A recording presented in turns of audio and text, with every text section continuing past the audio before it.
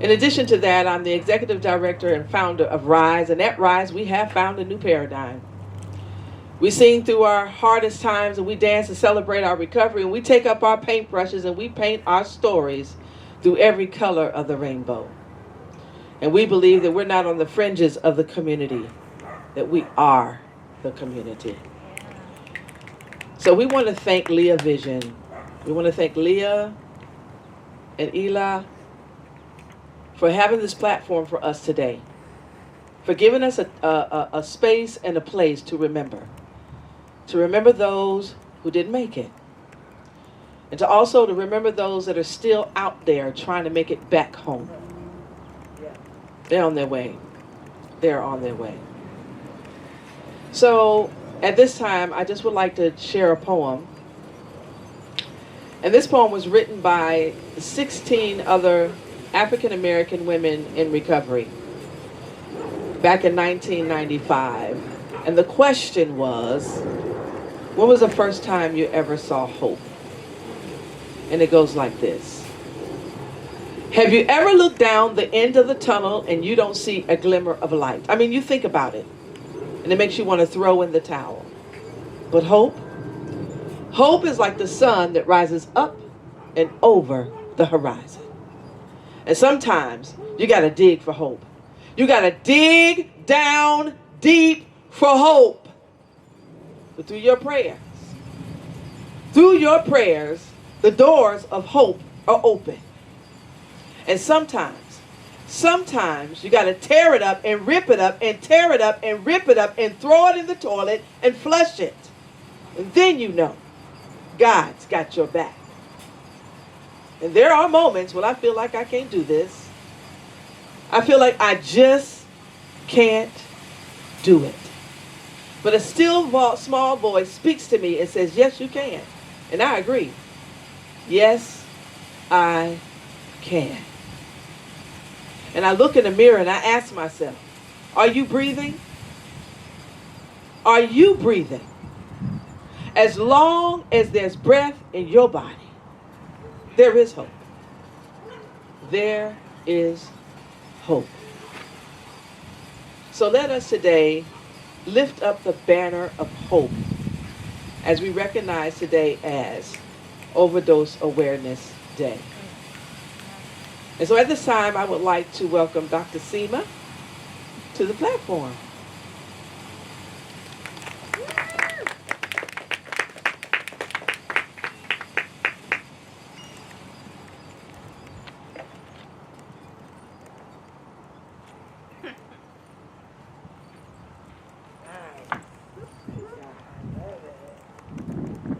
Thank you so much, Alexia. Good evening. Alexia has this beautiful way with words. I've written down my words, but hopefully I can get them out as well. Thank you so much for being here tonight, and for those of you who are in your homes, in your living rooms, wherever you may be.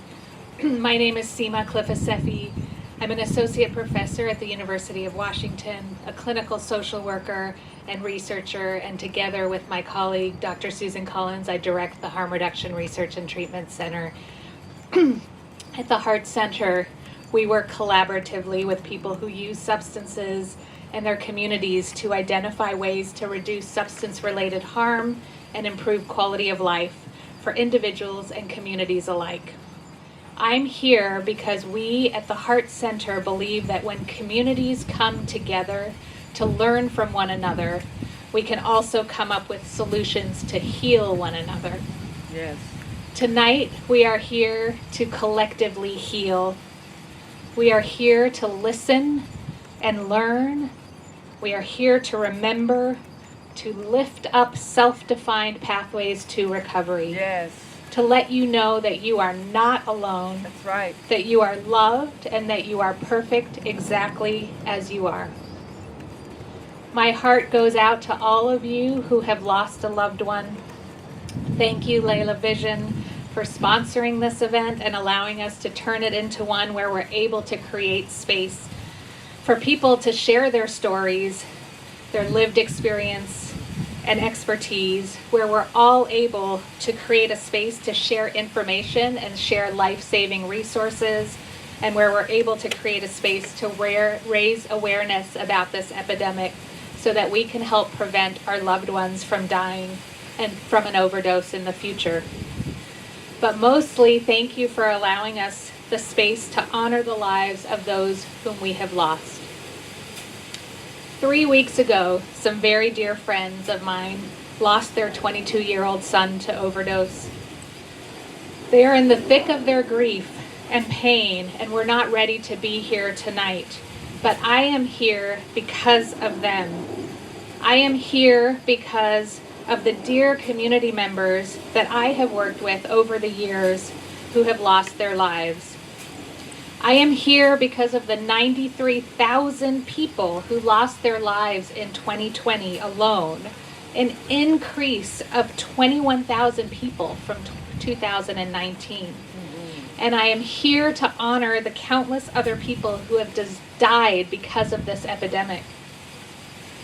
I've been thinking deeply about what I wanted to say on this stage tonight and wondering what I could possibly add to the powerful stories that have been shared and I know will be shared tonight. I know that there are no words that I can say that will bring your loved ones back. I know that there is nothing I can do to change the past, but I also know that together we can work to change the future. That's right. And I know that many of us want to see safer and healthier futures for people who use substances and for our larger communities. At the Heart Center, we are committed to helping to reduce substance-related harm while working to improve the quality of people's lives and helping people move towards the things that they want to see happen for themselves. That's right. On their own terms, for their own self-defined pathways to recovery, whatever that looks like for them. We are dedicated to destigmatizing substance use, to bringing science-backed education, practices, policy, and therapeutic resources to people who use substances wherever they are on their journey. And we are dedicated to working toward more socially and racially just solutions for people who use drugs and for their communities. The disruption to daily life during the COVID-19 pandemic has hit people who use drugs hard, increasing isolation and despair and disconnecting people from healthcare, supportive services, and community. As we turn our attention to ensuring that people get the resources they need during this pandemic and beyond, we urge you to prioritize harm reduction in your public health efforts. Overdose is wholly preventable cause of death.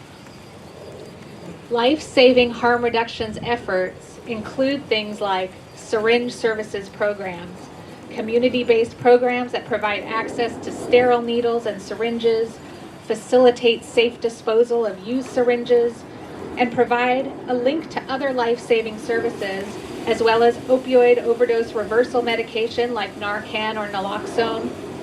Please visit our partners over there at the People's Harm Reduction Alliance for more information about these types of services. Chelsea, raise your hand out there. And for any kind of naloxone training that you may need, Chelsea can walk you through that and you can help save somebody's life. Life-saving harm reduction efforts include things like supervised consumption sites, also known as safer consumption sites, safer injection facilities, harm reduction centers, and overdose prevention centers. These are legally sanctioned facilities that allow people to consume pre-obtained drugs under the supervision of trained staff and are designed to reduce the harms associated with public drug consumption, particularly overdose. While there are more than 100 sites worldwide that have proven to be effective, it is only last month, July 2021, that we have seen Rhode Island become the first state in the nation to authorize a 2-year pilot program to establish harm reduction sites where people can get their life-saving services that they need even if they're not ready, willing, or able to stop using substances. Beyond legal obstacles, which we know can be overcome, because of the stigma and judgment around substance use, there can often be a lack of community support based on fear that these types of centers will cause an increase in drug use and crime. And I am here to tell you as a scientist that these fears are unfounded. In fact, the science tells us that there is no evidence of increased community drug use, no evidence of initiation of injection drug use, or drug-related crime associated with these types of spaces. Moreover, these types of facilities are associated with up to 35% fewer overdoses, as well as fewer needles littering public spaces. And not only that, but people are more likely to go to treatment after they start going to a safer consumption site, up to 32% more likely to go to detox, and up to 57% more likely to start effective medication-assisted treatments like Suboxone and methadone. I want to shout out to our partners over there at the University of Washington Youth Clinic who are here with safer use supplies, hygiene kits. Amy and Quinn, please raise your hands.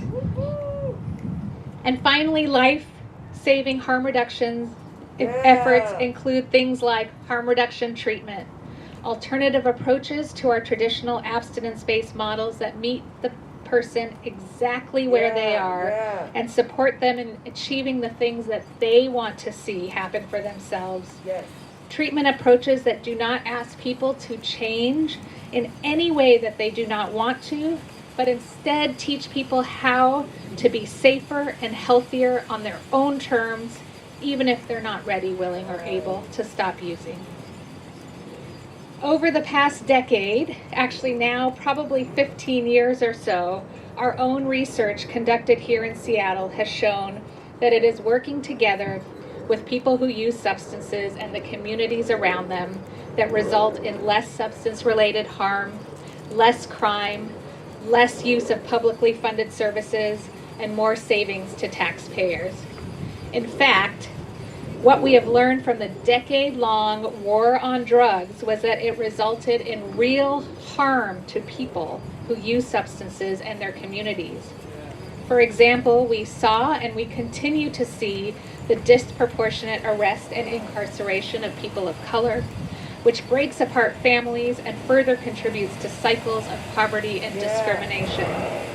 We must continue to dedicate ourselves towards working to end the war on drugs and destigmatizing substance use so that we can move toward a place of healing and recovery. In sum, harm reduction services and treatment help save people's lives and should be supported and not feared. Thank you so much for being here tonight, from learning from one another, from listening and hearing each other's stories. With more information, we can come together as a community and create positive solutions to reduce substance-related harm and improve quality of life for people who use substances and the communities we all live in. We at the Heart Center are with you in solidarity and believe that every human being is precious and has a right to live their best life. We love you, and our hearts are with you as we individually and collectively remember those we have lost. I will leave you with the words of the famous and beloved Persian poet Rumi. The universe is not outside of you. Look inside yourself. Everything that you want, you already are. Thank you.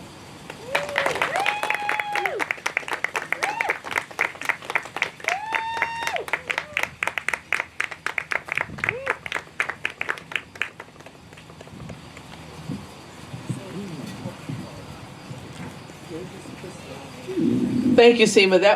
That was amazing. Knowledge is power. And it's very important for us to know that there are multiple pathways to recovery. I remember when I was still in my active addiction, even while I was still using, I would say, I'm not going to die like this. I'm not going to die like this. And from the outside looking in, it looked like I wasn't trying to get sober or trying to change my life. But my internal dialogue every day was, I'm not going to die like this. I'm not going to die like this. Words are powerful. And though I didn't know about harm reduction then, I understand today that I'm not going to die like this was my harm reduction. So at this time, I would like to thank again Dr. Seema. Thank you so much for your work. And now, Lisa Bayou, would you please come to the platform and share? Thank you.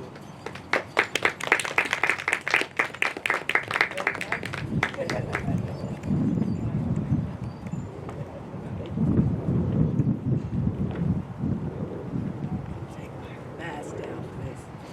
Well, can you guys hear me? Yeah, I can hear me. I'm thinking here about how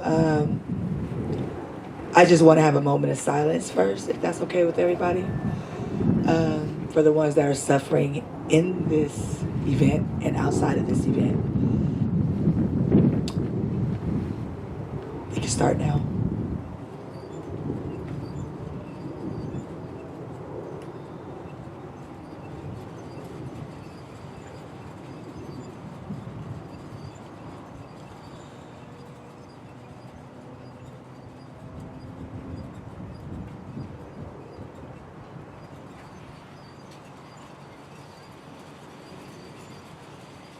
Thanks. Well, my desperation gift came August 4th of 2013. I was an IV user, but I would do anything you had at the time until I got what I wanted. I can remember being out there on the streets, right? I used syringes, right? So it would be times where I didn't have a clean one, or, you know, which is real bad that day.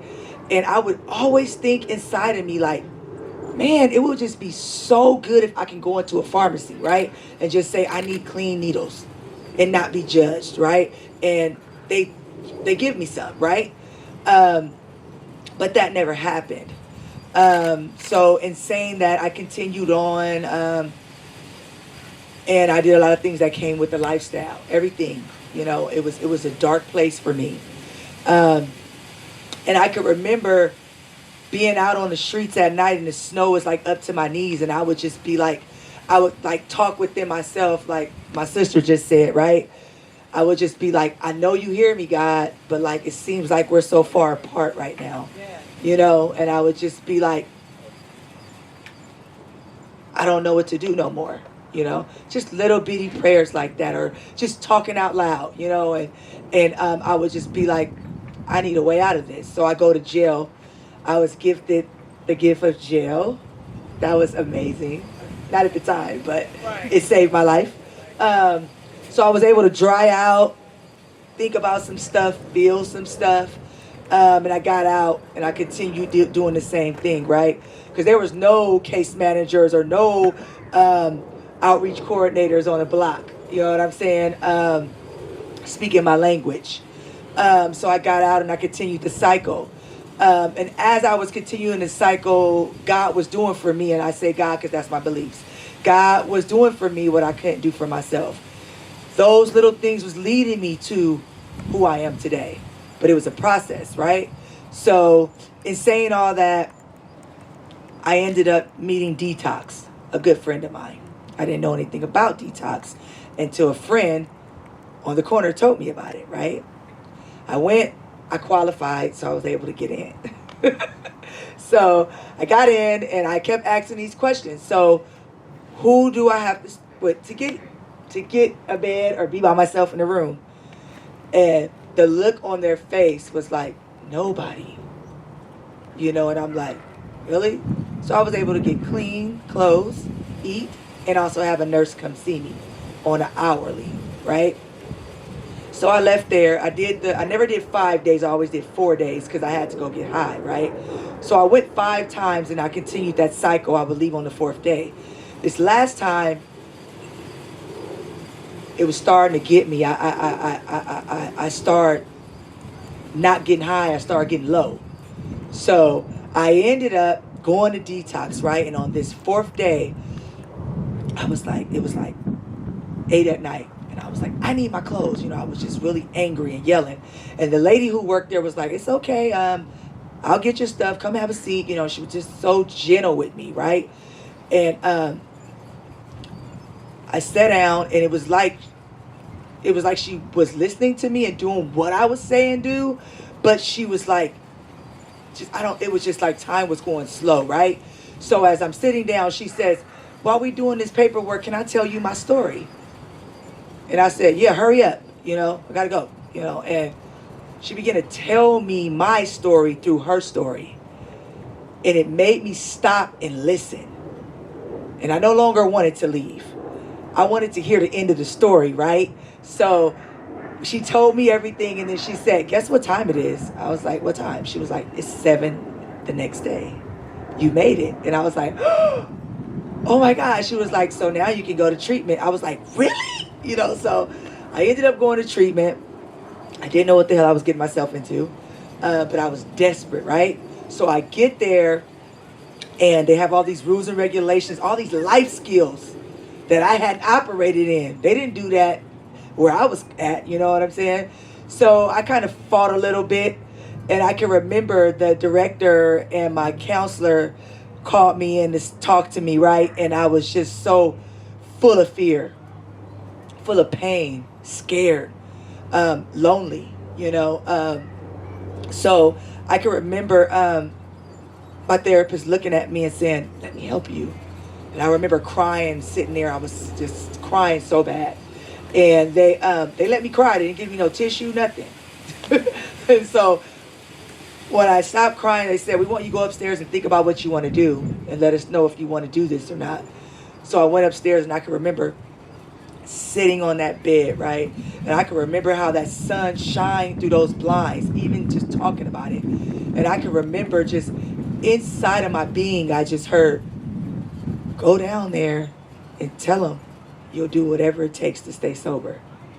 And I'm like, all right, got up and did it. And from that day to this one, I've been doing that, right? It ain't been an easy road, right? Because God has a lot of learning opportunities through that. So now I am 9 years sober, right? And I am a program manager 3 over UDYC engagement drop-in for homeless youth. We get to service kids in the community that are colored, gender, like, let me say it right. I want to say it right because I love them.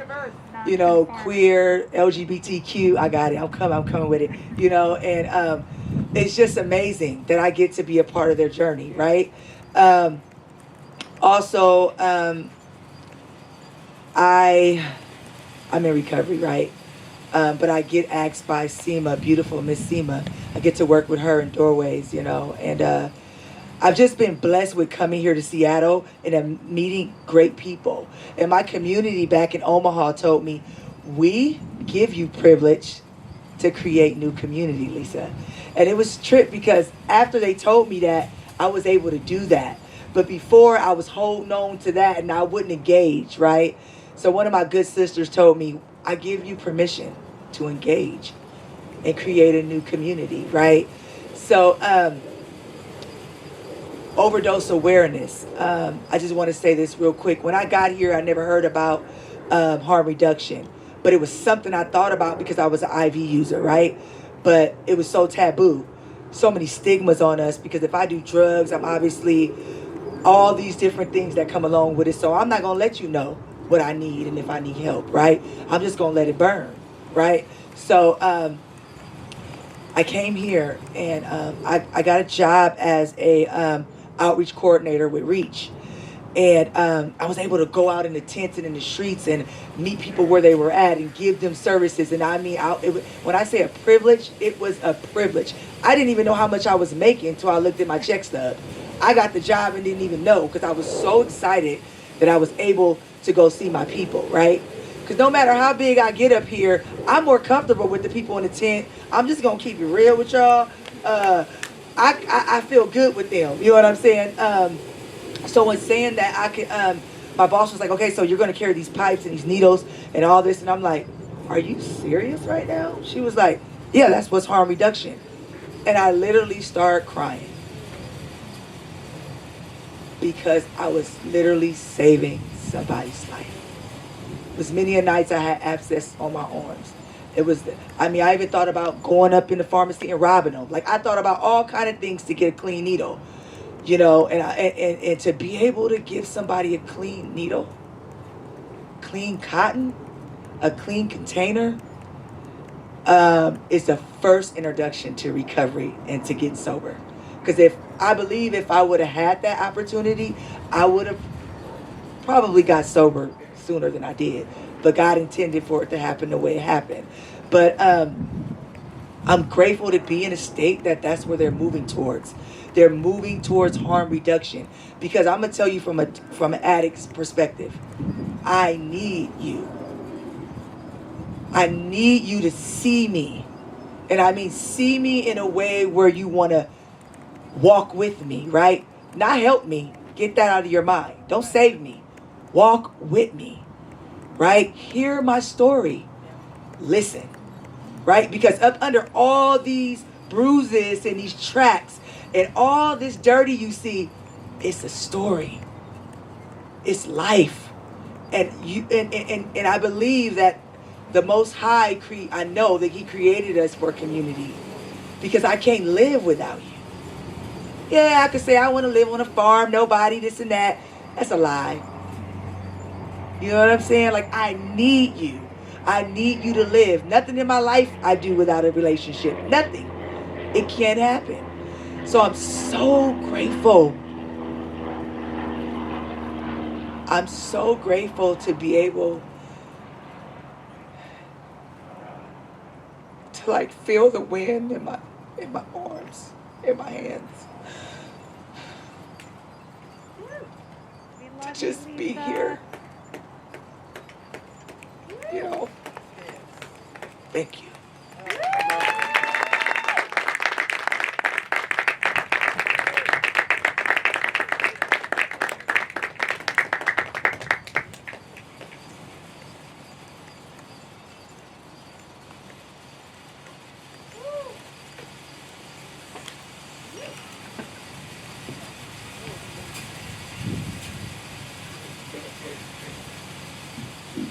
Summertime and the living is easy. Yeah. The fish are jumping and the cotton is high. Your daddy's rich and your mother's good looking. Hush, little baby, don't you cry. This is not entertainment, and I didn't sing that song to entertain you. That is a song that I sing that takes me down into the deepest depths of my soul, and I sit. I sit and I remember the days when my grandmother and I used to cook in the kitchen, and she would sing. And that's my place of serenity. My song is a song that brings me to that place of wellness, like a fresh glass of cold water. It is my wellness. And so I sing this song to you because I want you to see me. Can you see me? Yeah. Can you hear me? Yeah. Hush, little baby, don't you cry. At this time, I would like to invite Victor to the platform, as he's going to share music with us. And I wanted to start this part of it off, come on, Victor, because there are multiple ways. Yeah. There are multiple ways to recovery. Yeah. And sometimes it could just be that song. Wow.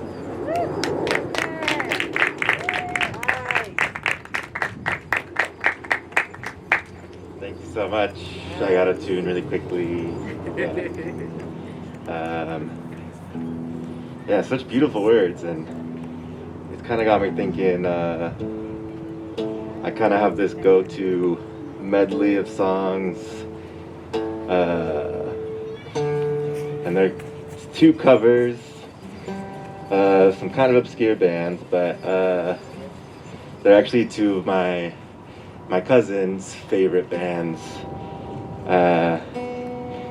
It feels fitting because he passed away of an overdose a couple years ago. He's very much like a big brother to me. It's the reason I can play guitar. So,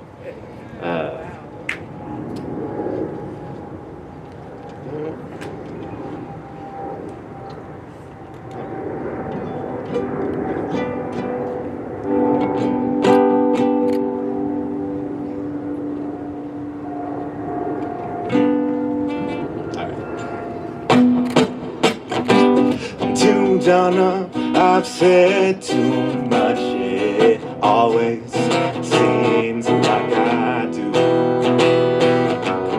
All because people can, they much rather speak the truth.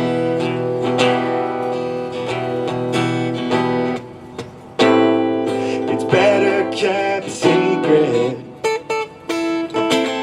waiting on a better day.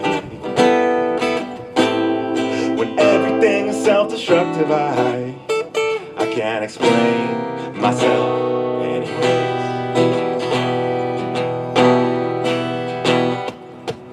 So I'll make my apologies just as soon as you turn away. It's as bad can get.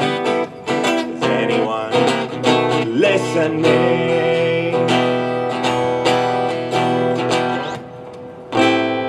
It's better kept secret, waiting on a better day. When everything is self-destructive, I can't explain myself anyways. And if I could, you know I would. Hypocrisy is understood, it's meaningless at best, but nothing's making sense. And here right now I lay this down, leave this town, and hear the sound of a living silhouette with nothing to give back.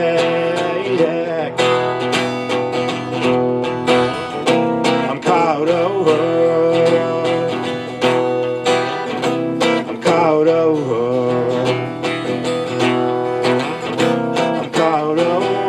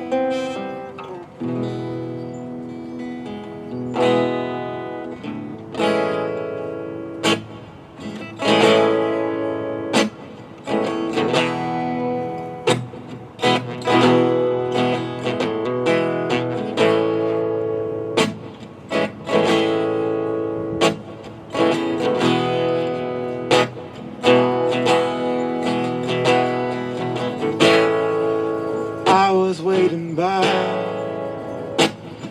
your picture frame,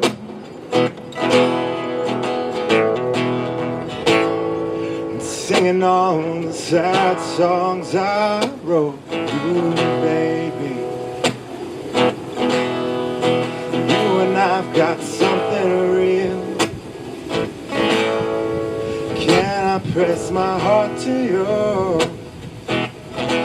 Oh, you breathe me in like a flame I can't control. You can't tell the sky to change. You can't tell the rain to fall. No, I can't tell the sky to change, because it won't at all. Take me to the part of you nobody else knows. There's a reason I can't stay. There's a reason why she goes. Oh, and all I wanna do is make you say my name, and that you won't leave this bed. All I wanna do is make you say my name, and that you won't go. You can't tell the sky to change. You can't tell the rain to fall. No, I can't tell the sky to change, 'cause it won't at all.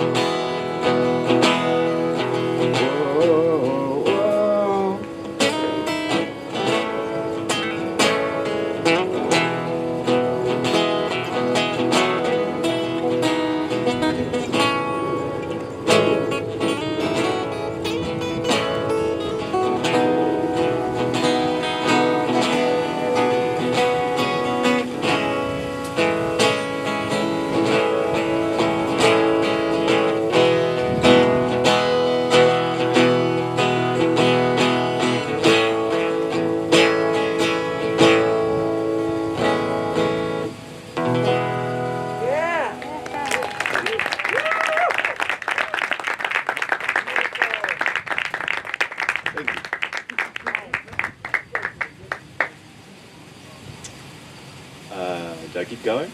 Yes. Is there time? Yes.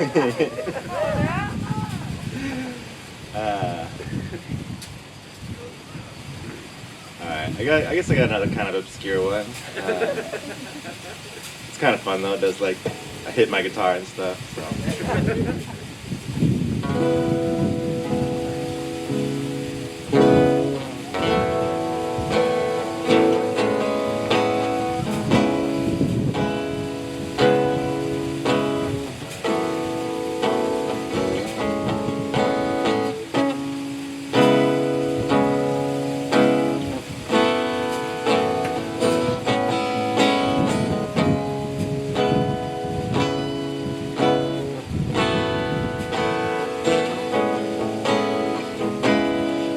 Upon lines of trees, inside caves that open up to cityscapes. I was a failure and they found me out. I was a lost and blinded sailor to sew your insides closed. These are landmine carburetors, and I find it hard to believe that the medicine is helping me.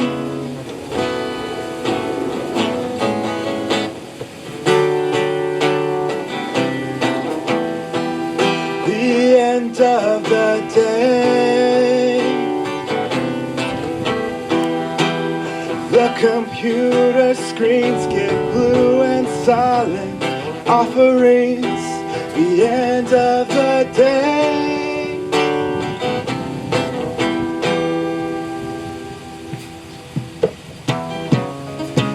Not all the trains are churches.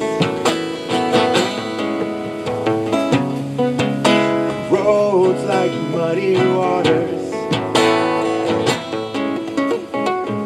They gave you poetry and endless hours of conversation.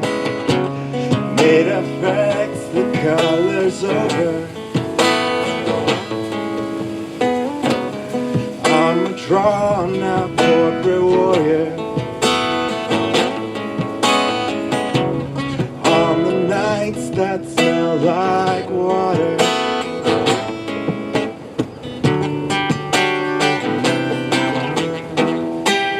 Crutch and your cross, your voltage, your watts, the end of the day.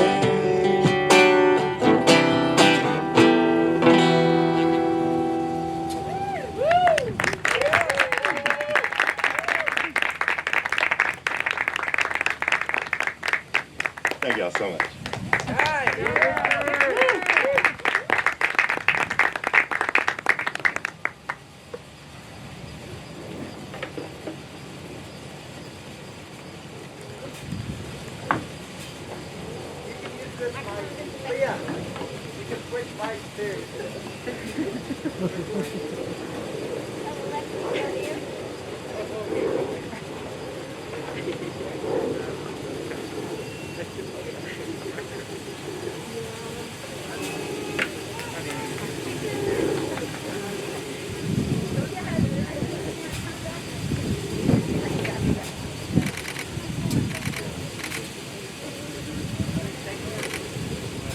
Thank you, Victor. Yeah, that was. Thank you, Victor.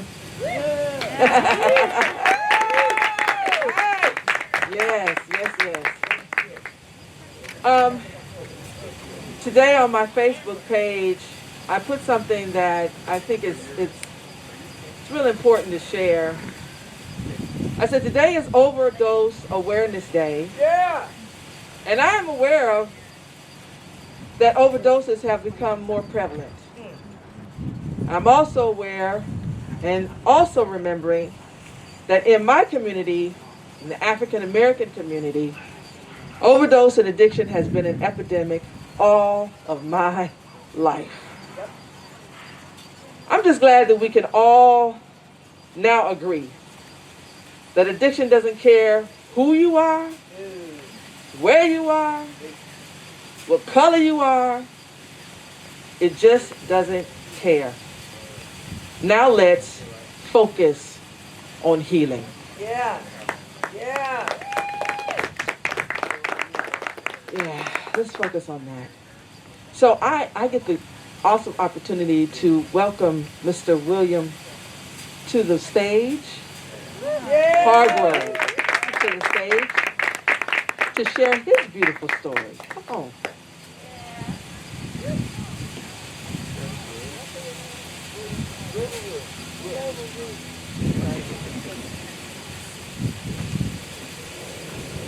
Hello. Will Grover Williams. Because it's Overdose Awareness Day, I just wanted to say a couple of names out loud, just for me, maybe just Terica Gudo, Barbara Egan, Cleopatra, Philip Stiff, Gypsy from Everett, Cheryl Brasser, Eric Craig Twiggy. Just a couple of names of people that addiction is taken away. Yes. Moment of silence to remember my friends. Alright, I had no idea what I was going to say when I came up here, and I still really don't, except I just thought of what you get is just me. First I was going to tell you, when it comes to sobriety,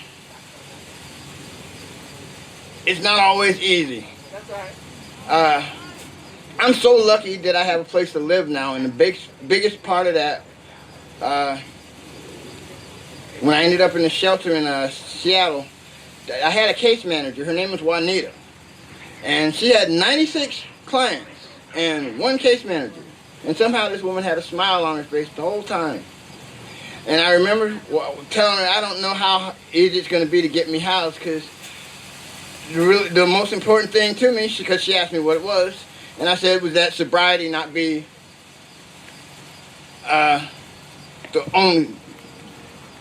what the requirement for me to have housing, because, you know, I smoke pot.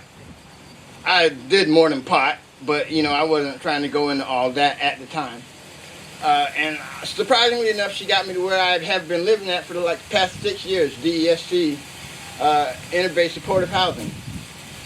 There's a lot to be said for stability when it comes to fighting your demons. Stability, routine, those are things that a lot of people can take for granted.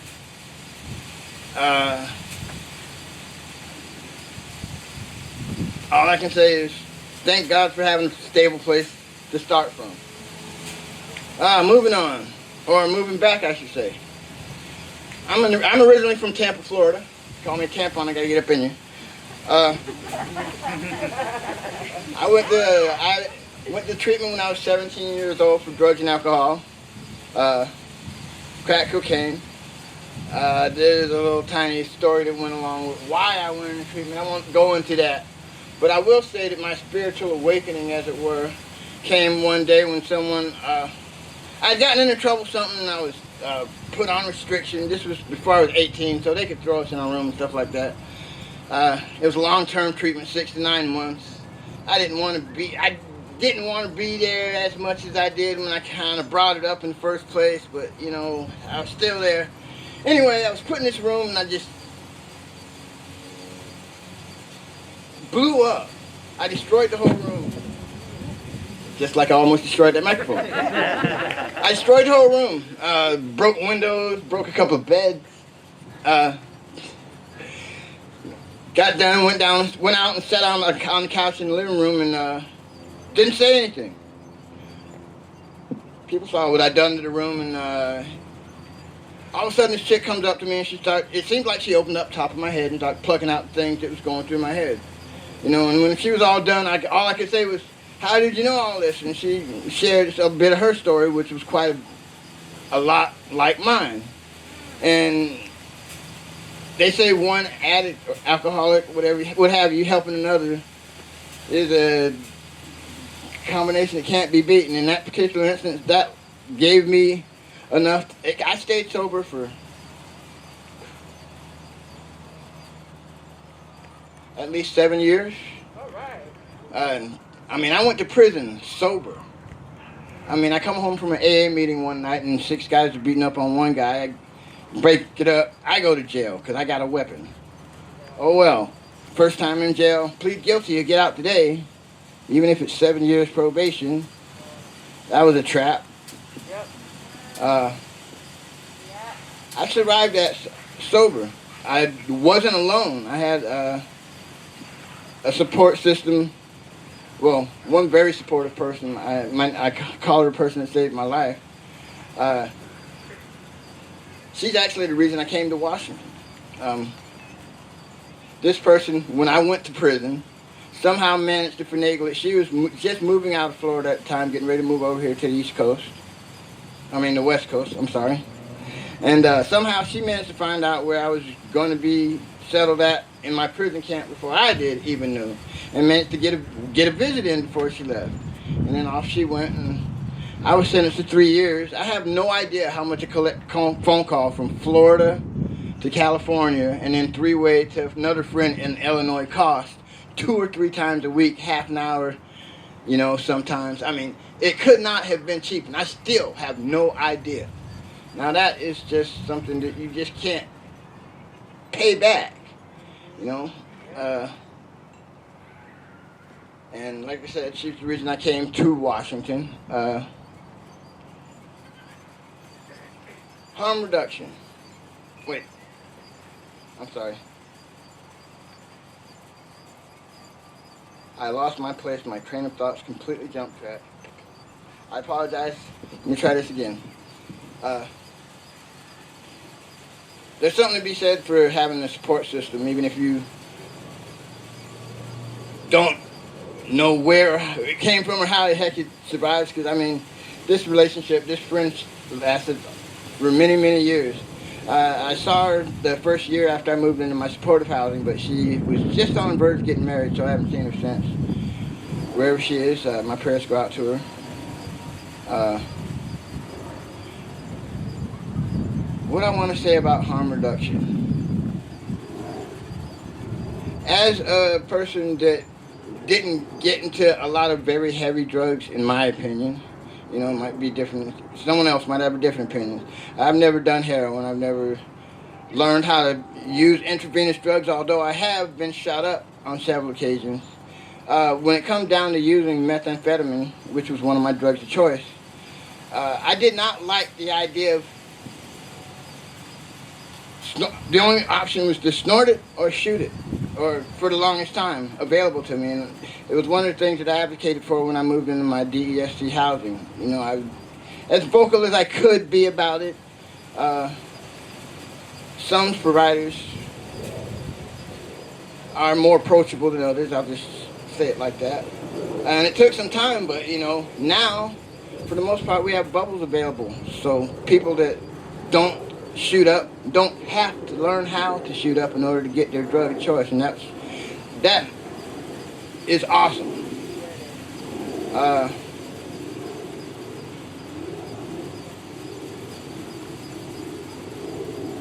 Sobriety, or this particular version of it, I don't feel like I'm not sober. I apologize if that offends anybody, because I learned a lot of things in the rooms that keep me alive today. You know, like trying not to get too hungry, too angry, too lonely, too tired. Trying to take care of my needs. Don't let things settle. You know, I don't have any skeletons, and that's pretty cool. Yeah, that's recovery. But I'm not by any means cured. There's a lot of stuff I still have to learn. There's still a lot of stuff I'm learning about myself that I don't like. There's a lot of things that I won't call them shortcomings. I'll call it bad programming. You know, things that I'm gotta unlearn, and that's not easy. The older you get, they say, can you keep teaching old dog new tricks? Can you unteach an old dog its old tricks? That's something that I'm still questioning, you know. Things that might have worked as far as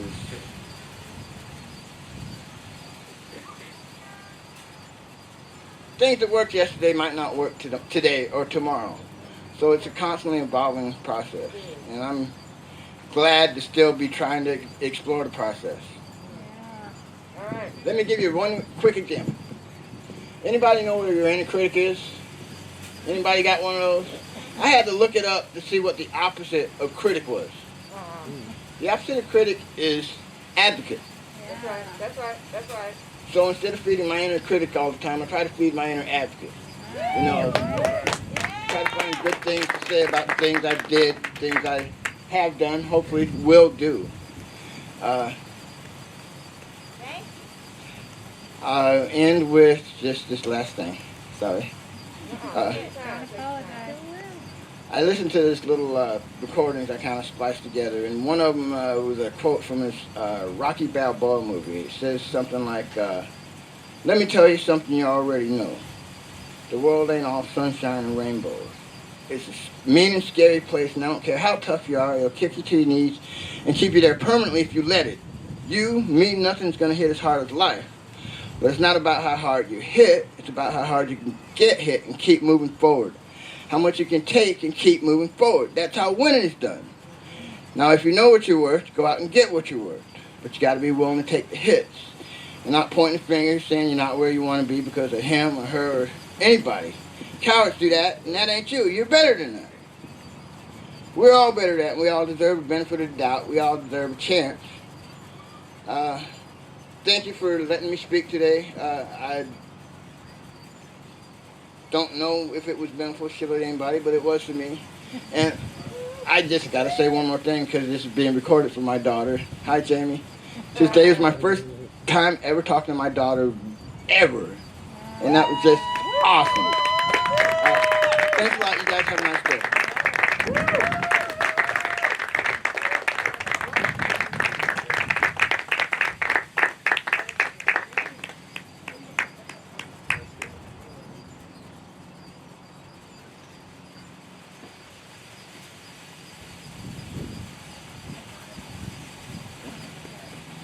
Is there anyone else who wants to share?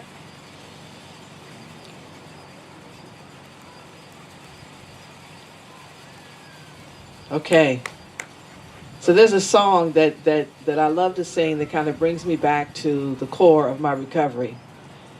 But before I do that, I want to just point to this tent over here to your right. And you'll see the lanterns that are hanging there. And so we're going to ask that you write a message of hope, or maybe someone who you knew who has overdosed and gone on, but that you would write their name on that lantern and hang it in that tree right there. Now, I'm from Georgia, so we don't have trees like that. I happened to go and look up and was like, oh, wow. So I took a few pictures, but that's an amazing tree. So, yeah, before we leave tonight, we're going to play some music and create this space for those who have gone on. And then there are a lot of people who walk around this park I'm seeing, and you just never know who you might touch with your words. So the song goes like this. God, grant me the serenity to accept the things I can't change. And God, grant me the courage to change the things that I can. Oh, and I thank you, God. I thank you, God, for giving me the wisdom to know the difference. Oh, serenity. Oh, serenity. Oh, serenity. And that song right there brings me back to that place where I don't have to fix anything. We don't have to fix anything. And I think the greatest antidote against stigma is love, is giving people the opportunity to grow.